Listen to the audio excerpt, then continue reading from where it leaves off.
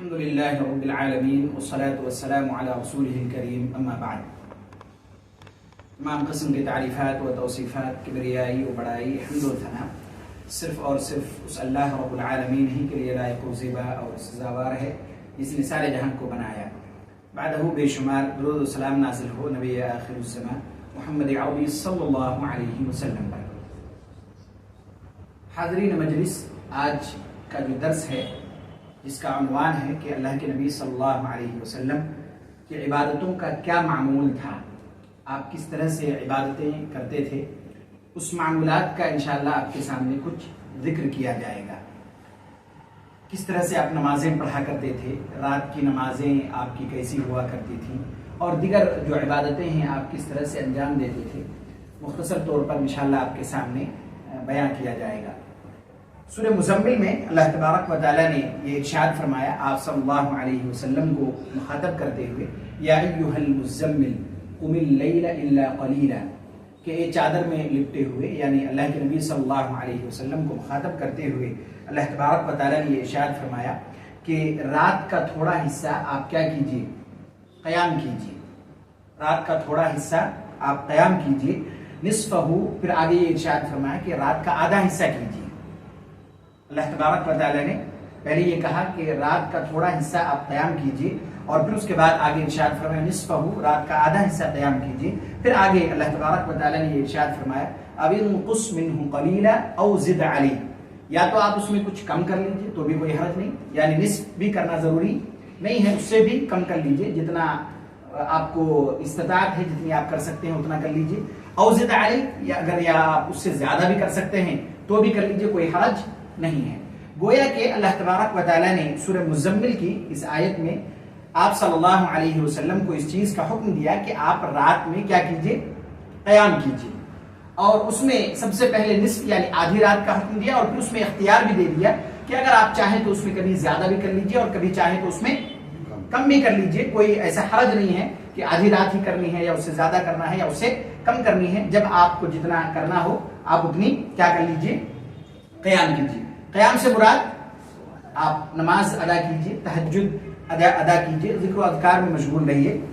اس کے بعد اللہ کے نبی صلی اللہ علیہ وسلم کا معمول کیا تھا اس بارے میں، اس طرح سے آپ صلی اللہ علیہ وسلم روزانہ کیا کرتے تھے، رات کے وقت میں نمازیں ادا کیا کرتے تھے، تہجد کی نماز آپ ادا کیا کرتے تھے.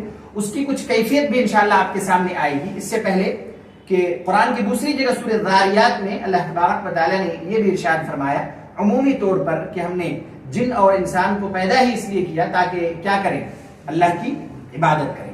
یعنی گویا کہ انسان کی پیدائش کا مقصد ہی یہی ہے کہ ہم اللہ تبارک و تعالیٰ کی عبادت کریں. صلی اللہ علیہ وسلم کی عبادت کی کیفیت کو، یعنی رات کی نماز کی کیفیت کو جاننے سے پہلے یہ بھی جان لیں کہ آپ صلی اللہ علیہ وسلم عام طور پر رات میں کتنی رکعتیں نماز پڑھا کرتے تھے. جو روایتوں سے پتہ چلتا ہے، بعض روایتوں سے 11، یعنی وتر ملا کر 11 جب پڑھتے تھے یعنی 3 رکعت آپ وتر پڑھا کرتے تھے، اور بعض روایت سے پتہ چلتا ہے کہ آپ 13 پڑھا کرتے تھے، اس میں وتر کی کتنی ہو جاتی، 5. تو اللہ کے نبی صلی اللہ علیہ وسلم کا معمول یہی تھا کہ آپ کیا کرتے، کبھی آپ 11 پڑھتے کبھی 13 پڑھا کرتے تھے، اور جب 11 پڑھتے اس کا مطلب 3 رکعت آپ وتر کی پڑھا کرتے تھے، اور جب 13 پڑھتے تو وتر 5 رکعت پڑھا کرتے تھے. اور یہ جو نمازیں تھیں جو اللہ کے نبی صلی اللہ علیہ وسلم پڑھا کرتے تھے، اس کی کیفیت کیا ہوتی تھی، 2 رکعت یا 4 2 رکھتے. اور اللہ کے نبی صلی اللہ علیہ وسلم نے نہ صرف یہ کہ عملی طور پر آپ نے بتلایا، بلکہ آپ نے قولی طور پر بھی یہ ارشاد فرمایا صلاۃ اللیل مثنا مثنا، کہ کیا کرنا چاہیے، رات کی نمازیں 2 رکعتیں ادا کرنی چاہیے. بلکہ اہل علم نے یہ بھی کہا کہ دن میں بھی جب آدمی نمازیں پڑھے، نوافل وغیرہ پڑھے، سنن وغیرہ پڑھے، تو 2 رکعتیں کیا کرنی چاہیے، پڑھنی چاہیے. اس کے بعد اللہ کے نبی صلی اللہ علیہ وسلم کی نماز کی کیفیت کو سمجھتے ہیں. یقینی بات ہے کہ اگر ہم اور آپ، جیسا کہ ایک بہت مشہور روایت ہے جو کچھ دنوں پہلے آپ کے سامنے آئی بھی، کہ اللہ کے نبی صلی اللہ علیہ وسلم کی عبادت کو ہم میچ نہیں کر سکتے. آپ صلی اللہ علیہ وسلم کی عبادت کو، نماز کو ہم میچ نہیں کر سکتے کہ جس طرح آپ پڑھتے تھے اتنی ہم پڑھیں، کیونکہ اتنی طاقت یا استطاعت ہم میں سے کسی کو نہیں دیا گیا. یہی وجہ ہے کہ کچھ 3 لوگ آ کر پوچھا نا کہ آپ صلی اللہ علیہ وسلم کی عبادتیں کس طرح ہوتی تھی، تو جب حضرت عائشہ صدیقہ رضی اللہ تعالیٰ عنہ نے ان کو بتایا تو انہوں نے کہا کہ اللہ کے نبی صلی اللہ علیہ وسلم سے کیا مقابلہ کریں، آپ کے تو اگلے پچھلے گناہ معاف ہیں، ہم کو اس سے زیادہ کرنے کی ضرورت ہے۔ تو آپ صلی اللہ علیہ وسلم نے تینوں کو منع کیا، کہا نہیں ایسا نہیں کرنا ہے، آدمی کو اپنے صحت پر بھی دھیان دینا ہے، ان پر جو حقوق عائد ہوتے ہیں ازواج کی ان کو بھی کیا کرنے ہیں، ادا کرنی ہے، اور بھی دیگر مشغولیات ہیں، ان ساری چیزوں کو ملحوظ رکھتے ہوئے انسان کو کیا کرنی چاہیے، عبادت کرنی چاہیے۔ اور اللہ تبارک و تعالیٰ کے پاس یہ بات بہت پسندیدہ عمل ہے کہ آدمی جب بھی کوئی فرائض کو چھوڑ کر جب کوئی مستحب عمل کرے تو چاہے اس کی کوانٹٹی کم ہو لیکن اس میں کیا ہو، تسلسل ہو، یعنی مسلسل وہ کرے، چاہے وہ 2 رکعتیں 4 رکعتیں ہی پڑھیں لیکن کیا کرے، مسلسل پڑھے۔ یہ بات اللہ تبارک و تعالیٰ کو بہت پسند ہے۔ اور یہ کہ آدمی کچھ دنوں کچھ بہت زیادہ پڑھ لیے اس کا چھوڑ دیے، یہ صحیح طریقہ نہیں ہے۔ اللہ کے نبی صلی اللہ علیہ وسلم کی عبادت کی کیفیت کو جب ہم سنتے ہیں تو ہمیں اندازہ ہوتا ہے کہ آپ صلی اللہ علیہ وسلم کتنی لمبی نمازیں رات کو پڑھا کرتے تھے اور اس کی کیفیت کیسی ہوتی تھی۔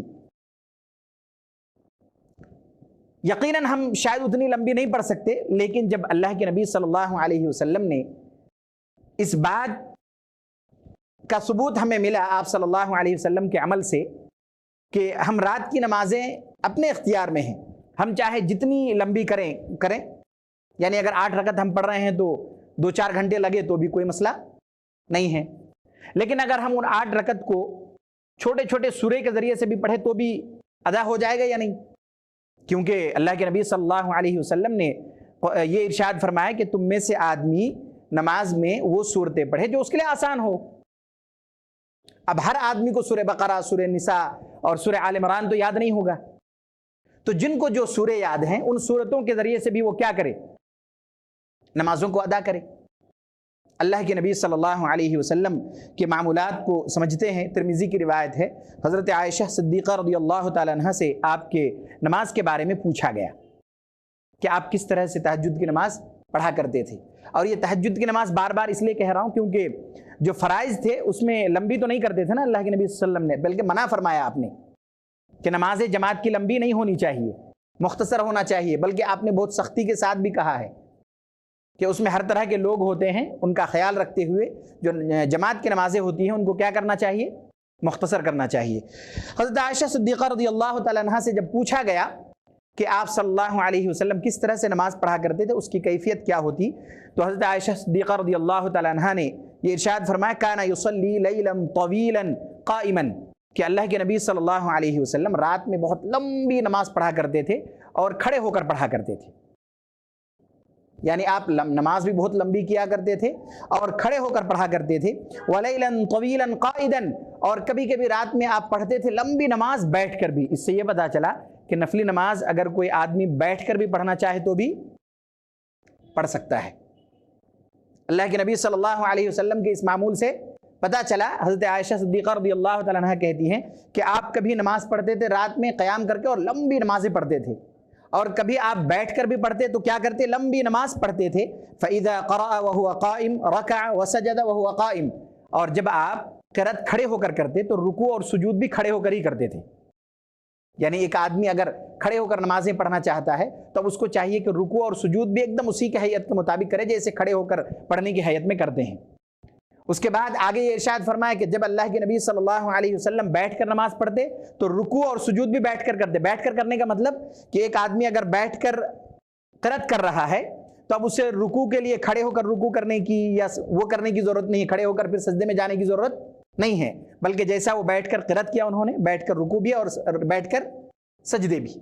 تو اللہ کے نبی صلی اللہ علیہ وسلم کا یہ معمول تھا، اور یہ ارشاد فرمایا وَإِذَا قَرَأَ وَهُوَ جَالِسٌ، اور جب آپ قرأت کرتے اس حال میں کہ آپ بیٹھے ہوتے، رَكَعَ وَسَجَدَ وَهُوَ جَالِسٌ، تو آپ رکوع اور سجدہ بھی اسی حیت میں کرتے تھے، بیٹھے ہونے کی حالت میں۔ آپ کھڑے نہیں ہوتے دوبارہ کہ کھڑے ہو کر رکوع کریں گے پھر سجدہ کریں گے، ایسا نہیں کرتے تھے۔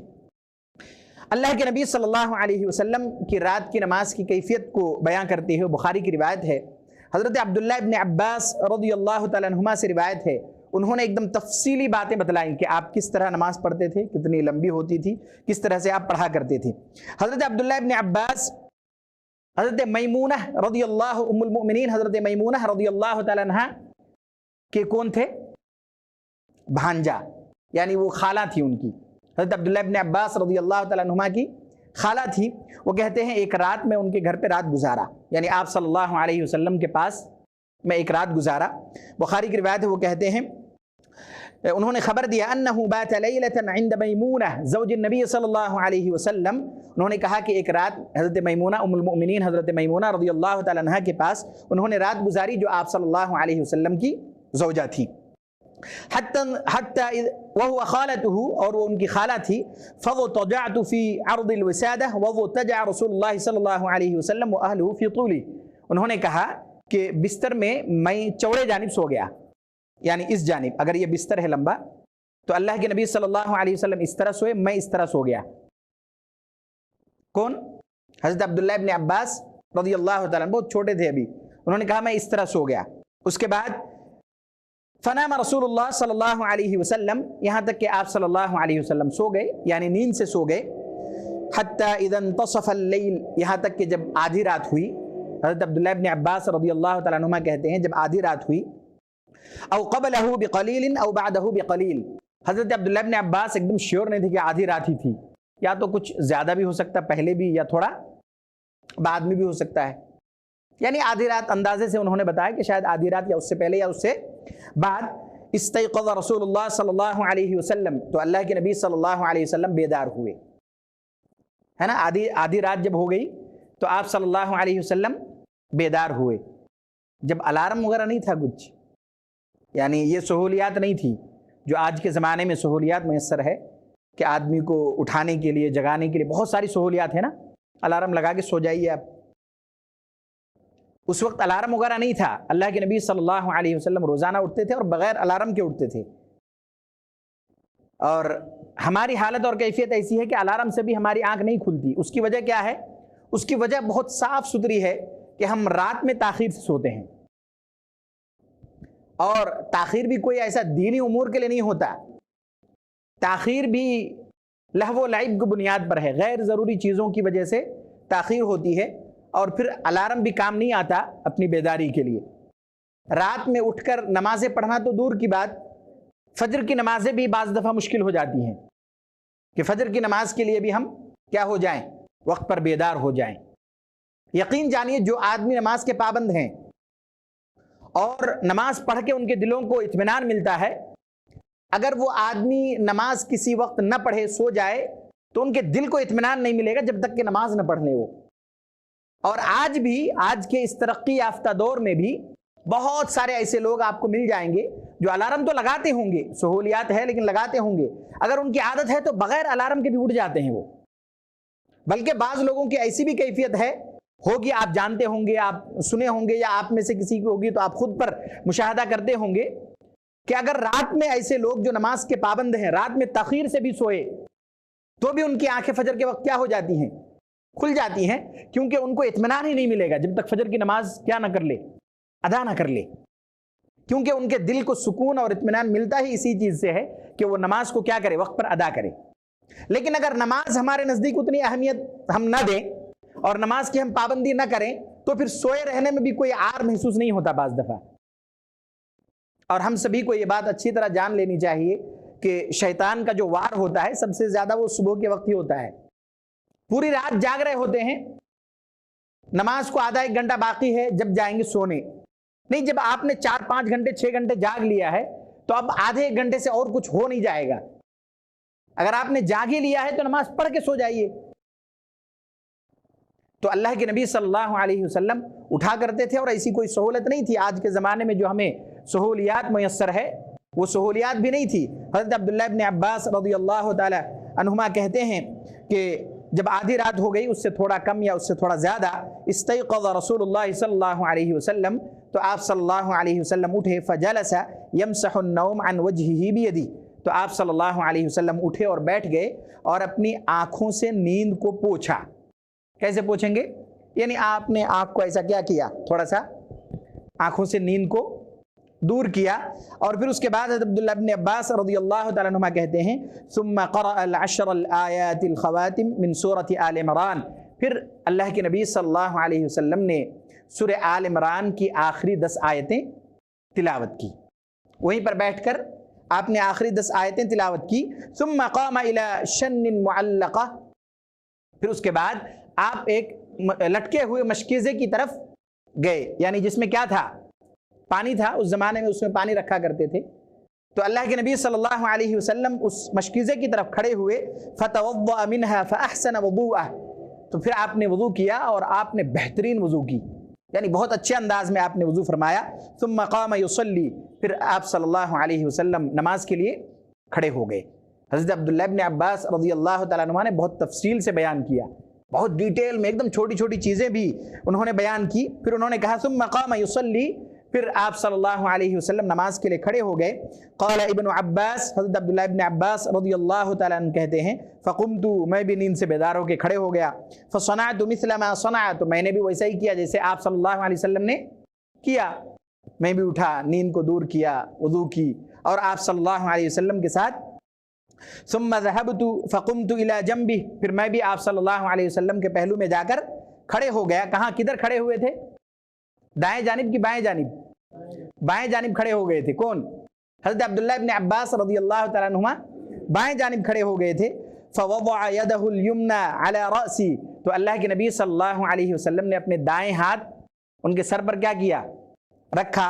اس کے بعد واخذ باذني اليمنى يفتلها، کیا کیا آپ نے؟ کان پکڑ کر ان کو دائیں جانب لے آیا. یعنی آپ صلی اللہ علیہ وسلم نے گویا کہ ان کی رہنمائی کی اس بات کی طرف کہ جب دو آدمی نماز پڑھے تو کیا کرنا چاہیے؟ دائیں جانب امام کے کھڑے ہونے چاہیے. تو آپ صلی اللہ علیہ وسلم نے ان کو پکڑ کر دائیں جانب کر دیا. فصلى رکعتین ثم رکعتین ثم رکعتین ثم رکعتین، پھر 6 مرتبہ انہوں نے کہا کہ آپ نے کتنی رکعتیں پڑھی؟ 12. اور پھر اس کے بعد آپ نے ایک رکعت وتر پڑھی. تو اب یہ مت کنفیوژن نہ ہو کہ 12 رکعتیں آپ نے خالی تہجد کی پڑھی ہیں، بلکہ جب وتر کا طریقہ کیا ہے پڑھنے کا؟ اگر آپ وتر 3 رکعت پڑھ رہے ہیں اور ایک ہی سلام سے پڑھ رہے ہیں تو اس میں کوئی تشہد نہیں ہوگا، کیونکہ اللہ کے نبی صلی اللہ علیہ وسلم نے وتر کی نماز کو مغرب کی نماز کے ساتھ مشابہت سے کیا کیا؟ منع فرمایا. اور اگر بلکہ اہل علم نے سب سے بہتر طریقہ یہی بیان کیا کہ وتر کا سب سے بہتر طریقہ یہ ہے کہ اگر آپ 3 پڑھ رہے ہیں یا 5 پڑھ رہے ہیں تو پہلے 2 رکعت پڑھیں، سلام پھیریں، 2 رکعت پڑھیں، سلام پڑھیں، پھر آخر میں 1 رکعت پڑھیں. تو اللہ کے نبی صلی اللہ علیہ وسلم نے اسی طریقے سے آپ نے کیا کیا؟ وتر کی نماز بھی پڑھی. اس کے بعد حضرت عبداللہ ابن عباس رضی اللہ تعالیٰ عنہ کہتے ہیں ثم اوتر، پھر آپ نے وتر کی 1 رکعت پڑھی. ثم اضطجع حتى اتاه المؤذن، یہاں تک کہ آپ تھوڑا کیا ہو گئے؟ لیٹ گئے. پھر مؤذن آ گئے. فقام فصلى ركعتين خفيفتين، پھر آپ کھڑے ہوئے اور 2 ہلکی پھلکی نمازیں آپ نے پڑھی. یہ ہلکی پھلکی نمازیں کون سی تھی جی؟ فجر کی 2 سنتیں. مؤذن صاحب آ گئے نا، اذان ہو گئی تو آپ اٹھے اور آپ نے اٹھ کر 2 رکعتیں پڑھی. 2 رکعتیں آپ نے ادا کی. لیٹ گئے کا مطلب یہ نہیں تھا کہ آپ سو گئے تھے، بلکہ ویسے ہی آپ لیٹے تھے، سوئے نہیں تھے نیند سے، ویسے ہی آپ لیٹے تھے. پھر آپ اٹھے اور 2 رکعتیں ہلکی پھلکی آپ نے پڑھی. ثم خرج فصلى الصبح، پھر اس کے بعد آپ نکلے اور صبح کی نماز آپ نے پڑھائی، یعنی فجر کی نماز آپ نے پڑھائی. اب یہ تو ہو گئی آپ کی ایک مختصر سی کیفیت، جو کس نے بیان کیا؟ حضرت عبداللہ ابن عباس رضی اللہ تعالیٰ عنہما نے. اب اس روایت کو صرف سرسری طور پر سمجھیے، اس کے بعد ایک تفصیلی روایت اور آپ کے سامنے انشاءاللہ ابھی آ رہی ہے، جس سے پتہ چلے گا کہ آپ کتنی لمبی نمازیں پڑھتے تھے. حضرت عبداللہ ابن عباس رضی اللہ تعالیٰ عنہما نے کیا کہا کہ آپ کب اٹھے تھے رات میں؟ آدھی رات، تھوڑا اس سے پہلے یا تھوڑا اس کے بعد. اس کا مطلب یہ ہے کہ آدھی رات بھی اگر ایوریج میں مانا جائے تو آدھی رات سے تقریباً فجر تک، تھوڑا بہت آگے پیچھے جو تھوڑی دیر آپ لیٹے تھے، کتنی دیر ہی لیٹے ہوں گے، تو کتنی لمبی ہوں گی نمازیں؟ 12 رکعتیں آپ نے پڑھی اتنی دیر میں، کچھ نہیں تو کم سے کم 2.5 3 4 گھنٹے تو ہوں گے ہی. 3 4 گھنٹے میں آپ نے 12 رکعتیں پڑھی، تو ظاہر بات ہے بہت لمبی نمازیں آپ نے پڑھی. ابھی ایک روایت آپ کے سامنے ابھی تفصیلی طور پر آ رہی ہے، اس میں صحابی کہتے ہیں جنہوں نے ان کے ساتھ نماز پڑھی کہ آپ صلی اللہ علیہ وسلم نماز پڑھنا شروع کیے، میں بھی شروع کیا. آپ نے سورہ بقرہ شروع کی. سورہ بقرہ پورے مکمل کتنے پارے میں ہیں؟ اس کے 2.5 پارے، آلموسٹ 2 پیجز کم ہیں. اپنے جو انڈیا میں جو نسخے چلتے ہیں اس میں تقریباً 2.5 پارے ہیں. اور اگر ایک ماہر قرآن ہے جو قرآن اچھا پڑھتے ہیں، روانگی بھی اچھی ہے، تجوید وغیرہ کے ساتھ بھی پڑھے، تو 2.5 پارے پڑھنے میں کچھ نہیں تو کم از کم صرف اس کی تلاوت میں 1 گھنٹہ 15-20 منٹ تو لگیں گے ہی کم از کم. اور اس کا اندازہ آپ اس طرح لگائیے جیسے حرم وغیرہ میں نمازیں آپ سنتے ہیں نا، قرآن کی تلاوت کرتے ہیں، وہ بھی اگر پڑھیں 2.5 پارے تو 1 گھنٹہ 10-20 منٹ تو لگیں گے ہی. 1 گھنٹے سے کم تو نہیں لگے گا، اس سے زیادہ ہی لگے گا 2.5 پارے پڑھنے میں. راوی کہتے ہیں کہ نماز آپ صلی اللہ علیہ وسلم نے شروع کی، میں نے بھی شروع کی، تو آپ پڑھتے گئے، سورہ بقرہ پڑھتے گئے، تو میں نے سوچا کہ شاید 100 آیت جب پہنچیں گے تو آپ رکوع کریں گے، آپ نے نہیں کیا، آگے بڑھ گئے. تو راوی کہتے ہیں میں نے سوچا شاید سورہ بقرہ 2 رکعت میں پڑھ لیں گے، آپ نہیں، پوری ختم کر دی آپ سورہ بقرہ، پھر بھی آپ نے رکوع نہیں کیا. اس کے بعد آپ صلی اللہ علیہ وسلم نے سورہ بقرہ کے بعد کون سی سورہ آپ نے تلاوت کی؟ سورہ نہیں، نساء، سورہ نساء تلاوت کی. اس کے بعد واپس سورہ آل عمران. اس سے اہل علم نے ایک بات اور بھی بیان کی کہ اگر نماز میں کبھی آدمی ترتیب میں آگے پیچھے بھی کر دے تو بھی نماز ہو جاتی ہے نا. اللہ کے نبی صلی اللہ علیہ وسلم کے اس معمول سے پتہ چلتا ہے کہ ترتیب کیا ہے سورہ کی. ابھی نسخوں میں سورہ بقرہ، سورہ آل عمران اور پھر اس کے بعد سورہ نساء. یہ تو بڑے سورے ہیں اس لیے اتنا یہ نہیں ہو رہا ہے کہ ترتیب میں وہ نہیں ہو رہا، لیکن اگر چھوٹے سورے ہوں تو لگے گا پہلے اس کو پڑھے پھر اس کو پڑھے تو تھوڑا سا عجیب لگے گا. لیکن اللہ کے نبی صلی اللہ علیہ وسلم نے ایسی تلاوت کی، پہلے سورہ بقرہ، پھر سورہ نساء اور پھر اس کے بعد سورہ آل عمران. اس سے پتہ چلتا ہے کہ اگر کوئی کبھی ترتیب میں آگے پیچھے بھی کر دے تو کوئی حرج نہیں ہے. کوئی اگر کہیں پڑھ دے، امام پڑھا دے نماز، تو زیادہ الجھن میں مت پڑھیے، ان کو سوال وغیرہ مت کیجیے گا، ہے نا. پڑھ سکتے ہیں کبھی اگر پڑھے تو کوئی حرج کی بات نہیں ہے. ترتیب سے پڑھے تو زیادہ اچھا ہے، ترتیب سے اگر قرآن پڑھے تو زیادہ اچھا ہے، اگر آگے پیچھے بھی ہو جائے تو کوئی حرج کی بات نہیں ہے. آئیے اس روایت کو تفصیل سے آپ کے سامنے رکھی جائیں.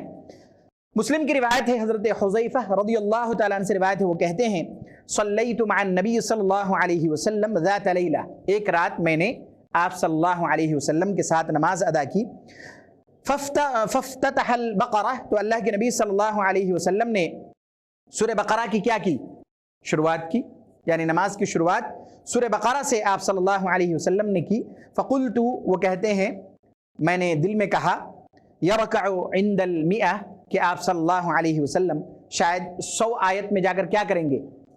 رکوع کر لیں گے. لمبی نمازیں بھی اگر ہو تو اتنی لمبی ہوں گی کہ 100 آیت جب پہنچ جائیں گے تو شاید آپ صلی اللہ علیہ وسلم کیا کر لیں گے؟ رکوع کر لیں گے. ثم مضى، تو آپ 100 آیت سے کیا ہو گئے؟ کراس کر گئے، آپ گزر گئے، 100 آیت پڑھ کے نکل گئے. فقلت، انہوں نے کہا، میں نے دل میں کہا، یصلی بها فی رکعہ، کہ شاید آپ ایک رکعت میں پوری کیا کریں گے؟ اس سورے کو پڑھیں گے. 100 آیت میں نہیں کریں گے رکوع، شاید پوری سورہ ختم کر کے آپ پڑھیں گے. فمضى، لیکن اس میں بھی نہیں آپ رکے، پھر آپ گزر گئے. فقلت، وہ کہتے ہیں میں نے کہا، یرکع بها، کہ شاید، اچھا وہ پہلے جو تھا کہ 2 رکعت میں وہ سوچے تھے، انہوں نے دل میں یہ سوچا کہ شاید آپ نماز کیا کریں گے؟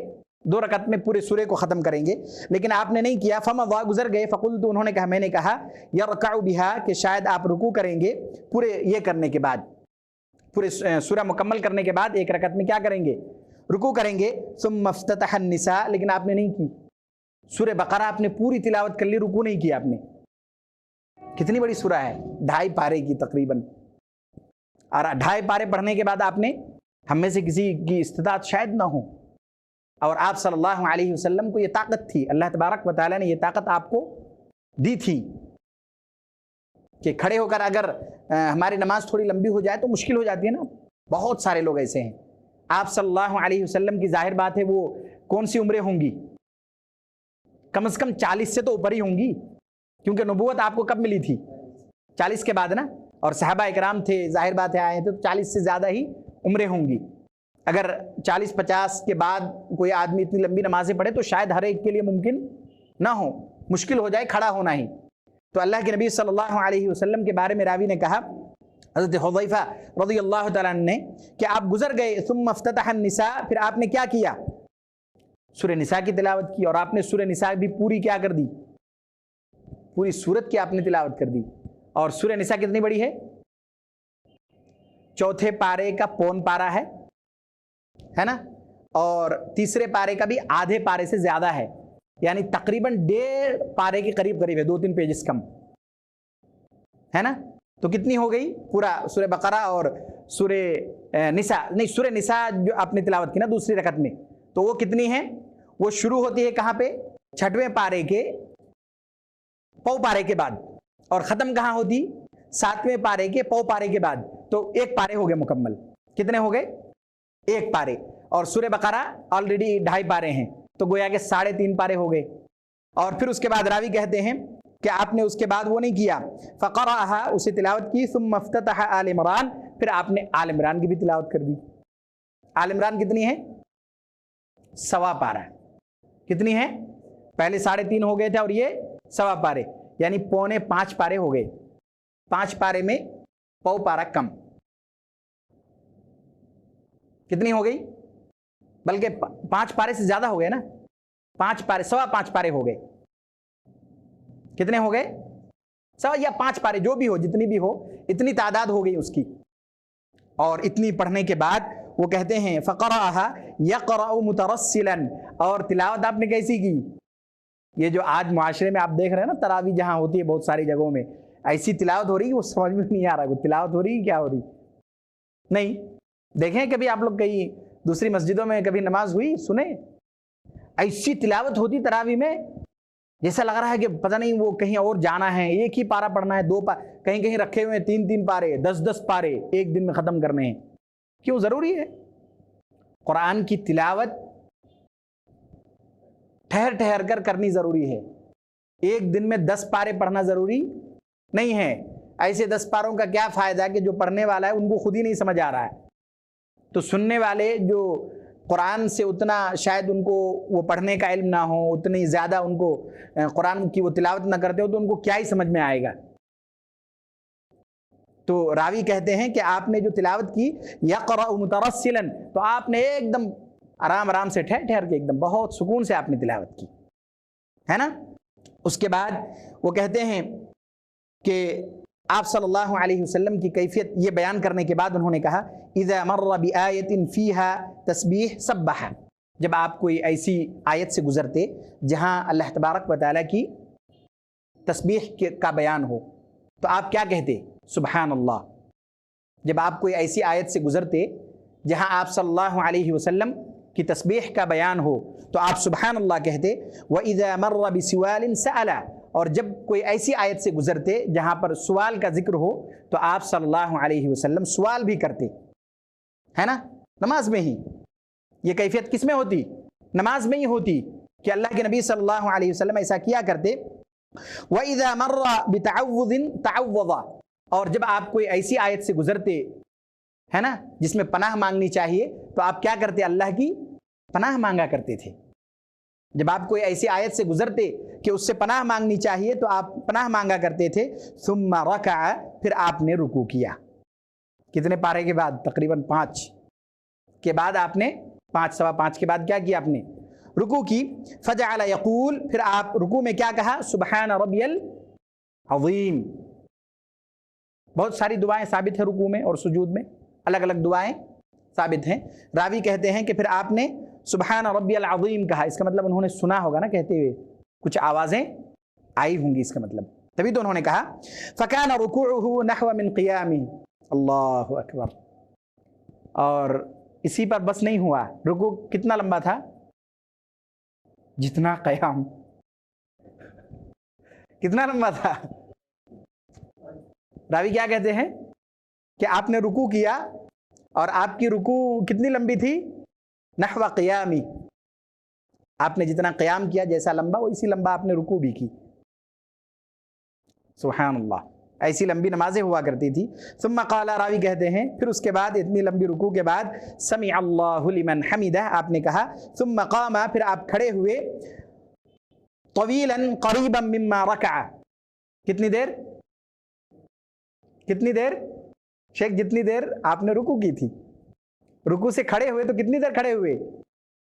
جتنی دیر آپ نے رکوع کی تھی. سبحان اللہ.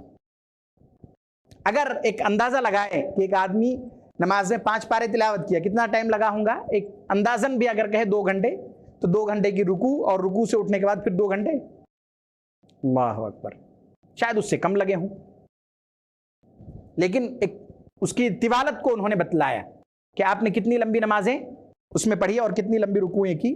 ہو سکتا ہے رکوع میں کچھ کیا ہو، کچھ کمی بیشی بھی ہو. انہوں نے کیا کیا، اپنے ان کی طوالت کو بیان کیا، لمبائی کو، کہ آپ نے رکوع کتنی لمبی کی، اور انہوں نے کہا جیسے آپ نے تلاوت کی. ہو سکتا ہے اس میں کچھ کمی بیشی ہو، کوئی ضروری نہیں ہے کہ جتنی دیر آپ نے تلاوت کی اتنی ہی لمبی، ایگزیکٹ اتنی ہی لمبی کیا ہو جائے، رکوع ہو جائے. اس نے طوالت کو بیان کیا کہ اتنی لمبی آپ نے رکوع کی، اور رکوع سے کھڑے ہو کر بھی آپ اتنی دیر کھڑے ہوئے. پھر اس کے بعد آپ نے ثم سجد، پھر آپ نے سجدہ کیا. فقال، پھر کہا سبحان ربی الاعلی فکان سجودہ قریبا من قیامی. پھر اس کے بعد آپ نے جو سجدہ کیا تو تقریباً آپ کے قیام جیسا ہی لمبی آپ نے سجدے بھی کیے. یعنی کہ اللہ کے نبی صلی اللہ علیہ وسلم بہت لمبی نمازیں آپ کیا کرتے تھے، پڑھا کرتے تھے. اور راوی نے اسی چیز کو کیا کیا، بیان کیا اس میں کہ آپ کی نماز کتنی لمبی ہوا کرتی تھی. اللہ کے نبی صلی اللہ علیہ وسلم کا یہ خود کا کیا تھا، معمول تھا. ہم میں سے ہر شخص یا شاید کوئی بھی اس معمول پر عمل نہ کر سکے، اور ہمیں اس کا پابند بھی نہیں بنایا گیا. ہمیں تو یہ رخصت ہے نا کہ ہم رات کی نمازیں پڑھیں اور جتنی استطاعت ہے اتنی لمبی پڑھیں. یہ بتائیے کہ اگر کوئی آدمی صرف ایک ہی سورے سے پوری رکعتیں پڑھ لے تو پڑھ سکتے ہیں نا کہ نہیں پڑھ سکتے ہیں؟ پڑھ سکتے ہیں. ابھی ایک روایت ہے اللہ کے نبی صلی اللہ علیہ وسلم کے بارے میں آیا کہ کبھی کبھی آپ پوری رات جو نماز پڑھتے تھے، جتنی دیر، آدھی رات بھی اگر پڑھتے تھے، ایک ہی آیت آپ پڑھا کرتے تھے. اس سے کیا پتا چلا کہ اگر آدمی پڑھے ایک سورے میں تو کم سے کم 3-4 آیتیں ہوتی ہیں، سورہ اخلاص میں 4 آیتیں ہیں، ہے نا. ایک ہی آیت کو آپ پوری رات پڑھتے تھے، آپ ایک 2-4-10 منٹ کی بات نہیں. اس سے 2-3 چیزیں سمجھ آئی. ایک تو پہلا مسئلہ یہ سمجھ آیا کہ اگر ایک آدمی کوئی ایک سورے ایک آیت بھی پڑھ لے تو بھی ان کی نمازیں کیا ہو جائیں گی، تو بہت زیادہ سہولیات ہے کہ نہیں ہے ہمارے لیے. دوسری چیز یہ سمجھ آئی کہ اللہ کے نبی صلی اللہ علیہ وسلم نے اس کی اہمیت، ایک قرآن کی ایک ایک آیت کی اہمیت ہے. پوری رات آپ نے ایک ہی آیت کی تلاوت کی. چنانچہ اس کے بارے میں آیا کہ ترمذی کی روایت ہے حضرت عائشہ صدیقہ رضی اللہ تعالیٰ عنہا سے روایت ہے، وہ کہتی ہیں قام النبی صلی اللہ علیہ وسلم بآیۃ من القرآن لیلہ، کہ آپ نے قیام کیا ایک پوری رات قرآن کی ایک آیت کے ذریعے سے، یعنی ایک ہی آیت کی آپ تلاوت کرتے رہے. اس کے بعد ایک آخری روایت آپ کے سامنے آج کے درس میں رکھی جاتی ہیں کہ جب بھی ایسا ہوتا، جیسے ابھی روایت میں آئی نا کہ اللہ کے نبی صلی اللہ علیہ وسلم جب تلاوت کرتے اور پڑھتے ہوئے اس طرح کی آیت آتی کہ سوال کا آیت ہو تو آپ سوال کرتے، مانگتے اللہ سے، کوئی رحمت کی آیت ہو تو آپ رحمت کی دعائیں کرتے، ہے نا، تسبیح کی آیت ہو تو آپ تسبیح بیان کرتے. تو اسی چیز کو ایک دوسری روایت میں بھی بیان کیا گیا. ابو داؤد کی روایت ہے، حضرت عوف بن مالک الاشجعی رضی اللہ تعالیٰ عنہ سے روایت ہے، وہ کہتے ہیں قمت مع رسول اللہ صلی اللہ علیہ وسلم لیلہ، کہ ایک رات میں اللہ کے نبی صلی اللہ علیہ وسلم کے ساتھ میں نے قیام کیا. فقام، تو کھڑے ہوئے، فقرأ سورة البقرہ، تو آپ نے سورہ بقرہ کی تلاوت کی. لا يمر بآیۃ رحمۃ الا وقف فسأل، یہاں تک کہ جب آپ کوئی رحمت کی آیت سے گزرتے، اللہ کی رحم و کرم کی آیت سے گزرتے، تو آپ وہاں کیا ہوتے، تلاوت کرنے سے رکتے، پھر آپ سوال کرتے، دعائیں کرتے، آپ مانگتے. اس سے کیا پتا چلا کہ نفلی نماز جب آدمی پڑھ رہے ہوں تو تلاوت کرتے ہوئے بھی آدمی اپنے لیے سوال کر سکتا ہے کہ نہیں کر سکتا ہے. اللہ کے نبی صلی اللہ علیہ وسلم کا یہ معمول تھا، ہے نا. ابھی اس سے پہلے والی روایت میں بھی آئی، اس میں بھی کہ راوی کہتے ہیں کہ آپ رک جاتے، پھر اس کے بعد آپ سوال کرتے. وَلَا يَمُرُّ بِآيَةِ عَذَابٍ إِلَّا وَقَفَ فَتَعَوَّضَ، یہاں تک کہ جب آپ کوئی عذاب والی آیت سے گزرتے، یعنی کوئی ایسی آیت سے گزرے جہاں پر عذاب کا بیان ہو، تو آپ کیا کرتے، اللہ کی پناہ مانگتے تھے، رک کر اس آیت میں ٹھہر کر اللہ کی پناہ مانگتے تھے عذاب سے. قال، پھر وہ کہتے ہیں ثم رقع بقدر قیامہ، پھر آپ نے رکوع کیا قیام کے بقدر. یقول فی رکوعہ، پھر آپ نے رکوع میں یہ دعا پڑھی. انہوں نے دوسری دعا کا ذکر کیا، کون سی والی، سبحان ذی الجبروت والملکوت والکبریاء العظمہ. اس دعا کا ذکر کیا کہ رکوع میں یہ دعا بھی پڑھی جا سکتی ہے. عام طور سے سبحان ربی العظیم پڑھا کرتے ہیں، یہ دعا بھی پڑھے تو بھی پڑھ سکتے ہیں. اور بھی کئی دعائیں رکوع اور سجود میں کیا ہیں، ثابت ہیں. ثم سجد بقدر قیام، پھر آپ نے سجدہ کیا آپ کے قیام کے بقدر. ثم قال فی سجودی مثل ذلك، پھر آپ نے سجدے میں ہی اسی طرح کہا. اس سے یہ بھی پتہ چلا کہ رکوع اور سجدے میں دونوں دعائیں آپ نے سیم پڑھی. جو ابھی دعا پڑھی گئی رکوع میں بھی آپ نے وہی پڑھی اور سجود میں بھی وہی پڑھی. پھر انہوں نے کہا ثم قام فقرأ بآل عمران ثم قرأ سورة، پھر آپ کھڑے ہوئے، اس کے بعد آپ نے سورہ آل عمران کی دوسری رکعت میں تلاوت کی، اور پھر اس کے بعد ایک ایک رکعت میں ایک ایک سورہ آپ نے کیا کی؟ تلاوت کی. اب اس کی ترتیب کیا تھی، ایک طرف سے تھی یا الگ الگ جگہ تھی، انہوں نے وہ بیان نہیں کیا. تو یہ اللہ کے نبی صلی اللہ علیہ وسلم کا کیا تھا؟ معمول تھا کہ آپ رات کی نمازیں اس طرح سے پڑھا کرتے تھے، اتنی لمبی ہوا کرتی تھی، اتنی تلاوت آپ کیا کرتے تھے. ایک آخری چیز بیان کر کے آج کا جو درس ہے وہ اختتام کو پہنچاتا ہوں کہ یقیناً آج کے دور میں ہم اور آپ بہت مشغول ہوتے ہیں. ہر آدمی کوئی جاب پر ہوتا ہے، کوئی کسی کام میں مشغول ہوتا ہے، تو قرآن کی تلاوت کا کیا نہیں ہوتا ہے؟ اتنا موقع نہیں ہوتا ہے کہ آدمی باضابطہ دن میں بیٹھ کر کیا کرے؟ قرآن کی تلاوت کرے. حالانکہ ہونا کیا چاہیے؟ کرنا چاہیے. عبادت ہے، اس کا بہت اجر ہے. یقیناً ہم میں سے ہر شخص کو کچھ نہ کچھ سورے، کچھ پارے تو یاد ہوں گے نا. کسی کو کچھ پارے یاد ہوں گے، کسی کو کچھ سورے یاد ہوں گے، کوئی حافظ قرآن بھی ہوتے ہیں. تو سب سے بہتر طریقہ یہ معلوم ہوتا ہے، اگر اگزامپل کسی کو 10 سورے یاد ہے تو ان کو کیا کرنا چاہیے؟ تہجد کی جب نمازیں پڑھے نا تو اس 10 سوروں کو پڑھ لیا کرے کم سے کم. تو اس سے کیا ہوگا؟ ایک تو فائدہ یہ ہوگا کہ آپ کی تلاوت نماز میں ہوگی. دوسری چیز اور دوسرا فائدہ یہ ہوگا کہ جو صورتیں آپ نے ایک بار یاد کی ہیں وہ آپ کو اور ازبر ہو جائے گا اور آپ کو یاد رہے گا. ایسا نہیں ہونا چاہیے کہ ہم 2-3 صورتیں 4 صورتیں ہم نے یاد کر لی اور انہی صورتوں کو کیا پڑھ تو سکتے ہیں نا، کوئی حرج تو نہیں ہے نا، پڑھ سکتے ہیں. لیکن آدمی کو قرآن زیادہ سے زیادہ کیا کرنا چاہیے؟ یاد کرنا چاہیے نا. ایک آدمی، فرض کیجئے کہ ایک آدمی اگر دن میں یا 2-4 دن میں، ایک ہفتے میں اگر ایک آیت یاد کیا تو مہینے بھر میں بھی 4 آیت تو کم سے کم یاد کر ہی لیں گے. اگر کاؤنٹ اس طرح کرے تو اتنی لمبی عمریں ہو گئی، شاید حفظ بھی کر لیتا آدمی. نہیں، شاید حفظ بھی کر لیتا.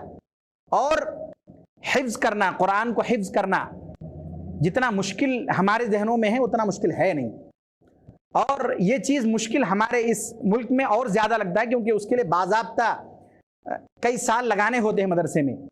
شیخ زیادہ بہتر بتائیں گے، جو گلف کی کنٹریز ہیں، جو بھی رہ کے آئے ہیں، وہاں باضابطہ شاید حفظ کے لیے بہت کم ہی وقت لگاتے ہیں. عصر کے بعد حلقات لگتے ہیں، مغرب کے بعد مسجدوں میں حلقات لگتے ہیں، بچے اسکول جاتے ہیں، اسکول پڑھ کے آتے ہیں، اور پھر اس کے بعد عصر کے بعد کیا کرتے ہیں؟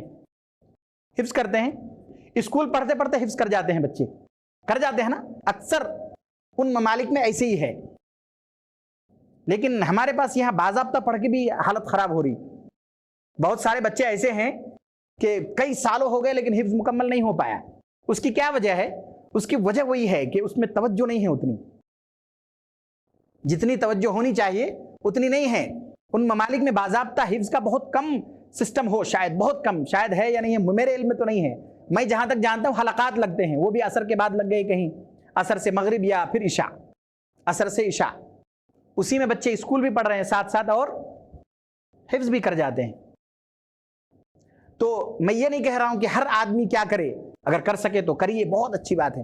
لیکن کچھ نہ کچھ قرآن یاد تو کر سکتے ہیں، قرآن کی درستگی تو ہو سکتی ہے. اور کچھ نہیں، کم سے کم عمر کے آخری پڑاؤ میں جتنے آپ کو یاد ہیں، اگر اس کو بھی یاد رکھنا چاہتے ہیں تو سب سے بہتر طریقہ کیا ہے کہ آدمی اس کو نماز میں تلاوت کر لے. تو ظاہر بات ہے آپ دن میں شاید اتنا موقع نہ مل پائے، کام کی وجہ سے، دیگر ضروریات کی وجہ سے، جب آپ تنہا نماز پڑھیں تو شاید اتنا موقع نہ ملے. لیکن وہ سب سے بہتر وقت کیا ہوگا کہ آپ رات میں اٹھیں، تھوڑی دیر تہجد کی نماز کی پابندی کریں اور اس میں قرآن کی کیا کر جائیں؟ تلاوت کر جائیں. اگر آپ کو 1 پارہ ہے، 1 پارہ روز پڑھ جائیں. نہیں ہو رہا آدھا تو کیجیے، آدھا بھی اگر پڑھ لیں. آدھا پارہ پڑھنے میں 10 سے 15 منٹ لگتے ہیں سمجھیے. اگر آپ نے 8 رکعتیں پڑھ لی تو شاید 30-40 منٹ میں، 45 منٹ میں آپ کی نماز بھی مکمل ہو جائے گی، آدھے پارے کی قرآن کی تلاوت بھی ہو جائے گی. 2 دن میں بھی اگر پڑھ لے 1 پارہ آدمی تو اتنا ازبر یاد ہو جائے گا کچھ ہی دنوں میں. تو اس طرح ایک معمول ہونا چاہیے کہ ہر چیز کو ایک ترتیب سے اگر ہم رکھیں تو اس میں بہت برکت بھی ہوتی ہے. اللہ تبارک و تعالیٰ کو یہ عمل پسند بھی ہے. تو جب ہم ترتیب بنائیں گے تو چیزیں آسان ہوں گی. جب اس کا ہم اس کی ہم پابندی کرنا چاہیں گے تو ہمارے اندر جذبہ بھی پیدا ہوگا اور ہمارے لیے آسانی بھی ہوگی، لیکن اگر وہی سستی کاہلی ہمارے اندر ہو تو پھر ہم چاہ کے بھی ان چیزوں کو انجام نہیں دے سکتے۔ یہ چند باتیں آج کے درس میں تھی، آئندہ انشاءاللہ چند اور باتیں اسی عنوان پر انشاءاللہ آپ کے سامنے رکھی جائیں گی۔ اخیر میں اللہ تبارک و تعالیٰ سے دعا ہے کہ اللہ تبارک و تعالیٰ ہم سب کو نماز کا پابند بنا دے۔ اللہ تبارک و تعالیٰ ہم سب کو قرآن کی تلاوت کو زیادہ سے زیادہ اور کثرت سے کرنے کی توفیق نصیب فرمائے، آمین۔ السلام علیکم ورحمۃ اللہ وبرکاتہ۔